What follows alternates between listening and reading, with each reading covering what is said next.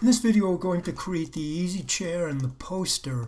I've hidden all the content of my model on layers. We'll start out with a polygon cube and I'll introduce it through the top view. I'll drag a footprint of the cushion if I were looking down on top of it, and then I'll jump to my perspective and I'll pull up on it to give it some thickness. Now I want to round the edges of this so it maintains a kind of a rectangular square cubic shape, but it also has soft edges to it. So I'm going to be using my bevel tool. I'll right click and choose edge, and I'll marquee select all the edges, and I'm going to go to edit mesh, bevel, and I'll go to the attributes. I'm going to set my width for 1 and the segments for 2. And when I hit apply, I'll get something like this. Now that might be a little too much, so if I was to hit 3 on my keyboard, I can see how round that actually is. And I want it to be a little squarer still. So I'll hit Command Z. And now because I clicked on apply instead of bevel, the option window is still up. I'm going to reduce the width to 0.5. And that will reduce the distance of the two segments on either side of the existing edges here, making it boxier. I'll hit return to make sure Maya understands I want this function. If I don't, it locks down and doesn't know quite what to do. I'll marquee select the edges again and I'll click on apply. I'm going to right click and go back to my object mode. Now this chair consists of the same piece of geometry, just duplicated and then manipulated to make the arms and the back a little bit different. Let's assume this is the bottom section and we want one above it, which will be the actual seating cushion. I'll hit W on the keyboard and hit Command D to duplicate, and I'll pull the duplicated up above the original. Now I'd like this chair to look worn in the middle, kind of sinking a bit. So in order to do that, I'm going to use my edge loop tool. And the edge loop tool looks like a window pane with a broken orange line through it.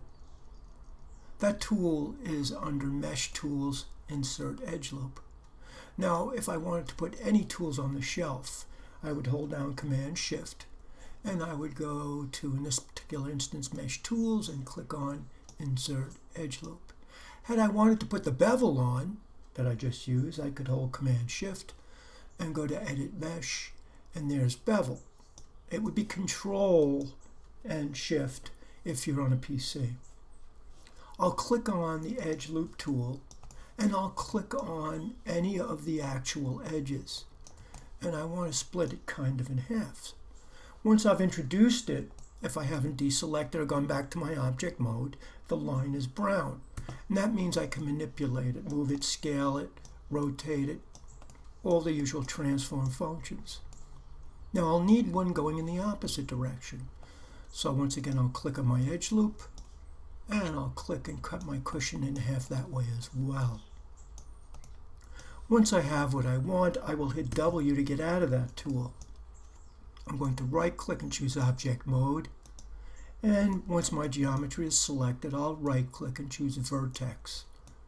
And I'll select the middle vertice and I'll just pull it down a bit. And I'll hit 3 on the keyboard to get an idea what it might look like. Once I go to my object mode and deselect, I can see that this is how the Arnold render engine will perceive this once we set our lights. So that'll be adequate, and we've maintained a very low polygon count. I'm returning to 1 on the keyboard. It's not advisable to edit your geometry with the smooth proxy on. Now I need to make the back of the chair. I'll select the original file at the bottom, and I'll duplicate it by hitting Command D. I'm going to go to my 4 views, and I'll go to the orthographic view where I can pull out that cushion and then rotate it up somewhat vertically to be the back of the chair. Now I'd like the pivot to be against the edge on the right. Holding down D on the keyboard, I'll drag on my Z axis and put it at that end of this cushion shape. Hitting E on the keyboard, I'll start to rotate it up. Now it doesn't have to be perfectly vertical because a chair wouldn't be.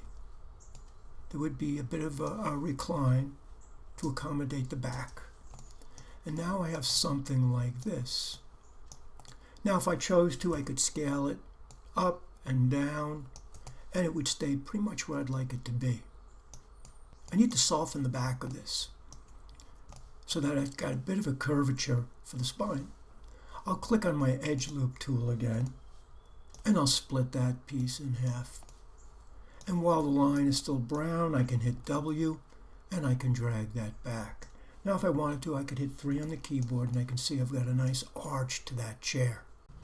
Now I want to make the arms of the chair. And once again, I'm going to go back to the original geometry. And in a front orthographic view, I'll hit Command D to duplicate, and I'll drag it to one side or the other to introduce the first arm. And once again, I'm going to move the pivot. Holding down D, I'll drag it to the end, and I'll hit E to rotate, and I'll rotate it up. Now I want this to be exact though, so I'm rotating on my Z axis. In the channel box, for rotate Z, I'll make the number 90. And now I'll put it down at the base, and I'll hit R on the keyboard, and I'll start to reduce the height of it. Going to my perspective view, I can kind of refine that a bit more the way I want. Now perhaps I want it to go this way a little bit. This is all pretty subjective. No, I don't want it to be so blocky at the top. I'd like it to flare out and be wider. So in order to do that, I'm going to go to my front view. And in my front view, I'm going to use the edge loop tool again. And I'm going to introduce an edge right about here. If you were to go to the perspective view, you can see where I've cut that. I'll return to the front view because what I'd like to do next is right-click and choose Vertex. I'm just going to select the corner here, and I'll move it out to give it a little thickness. Now there's a bit of a width up here giving us a more distinct shape. I'll right-click and choose Object Mode. And now I need to replicate that on the other side. Now rather than try to make another one, because there'd be no way to make it identical, we have the option of duplicating and mirroring this geometry. To do so, I'll go once again to my front view.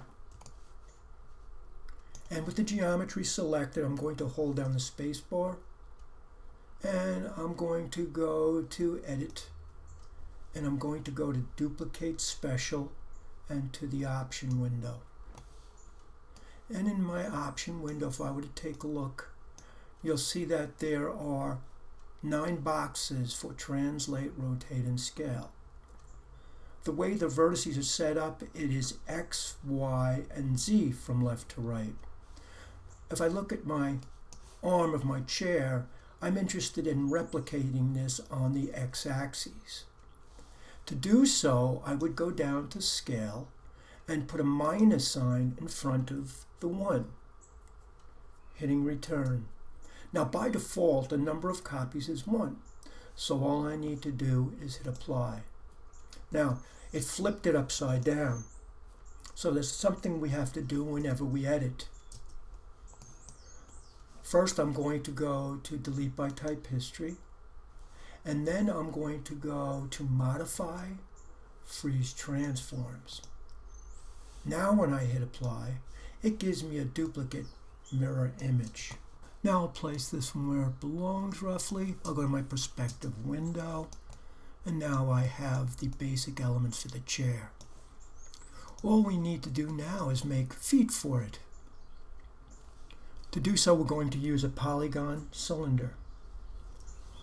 Holding down the space bar, I'm going to go to Create, Polygon Primitives, and I'll go to Cylinder. I'll click and drag the circumference, and then I'll drag down. Now I want to taper it the way a leg would be at the bottom of a chair like this. To do so, I'll right-click and choose Vertex, and I'll select the bottom edge, hit R on the keyboard, and then I'll taper it. I'm going to return to my object mode, And I'm going to go to my front view. And the first thing I'll do is hit F on the keyboard, and I'm going to move the pivot so it's at the top of my geometry. Holding down D, I'll drag it on the y-axis.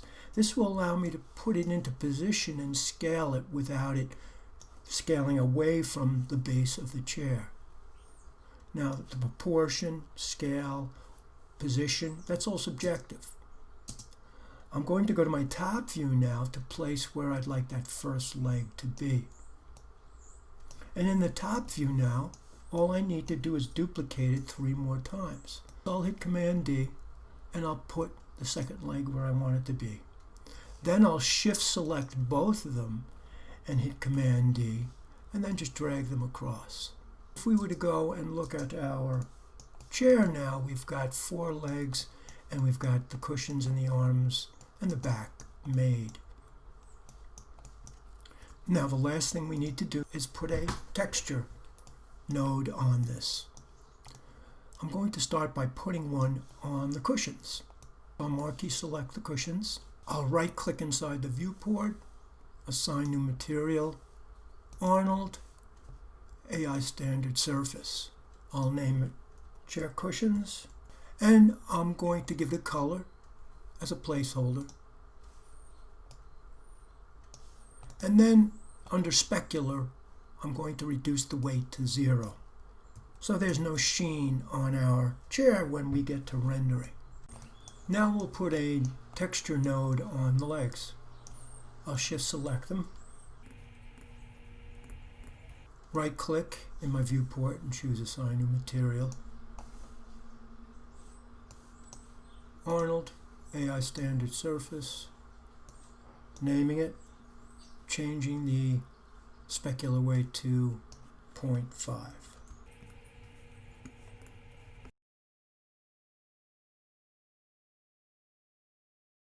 Now I'm going to marquee everything.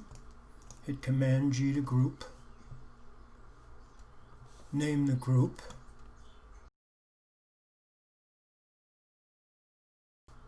And I'm going to go to one of my orthographic views, holding down D.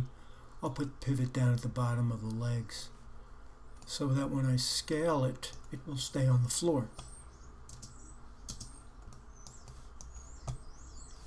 I'll turn my walls and floor and my furnishings on, and I'll start to scale the chair and put it into position.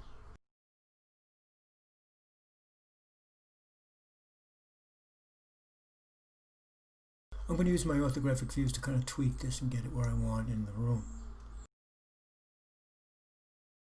So now I have something like this.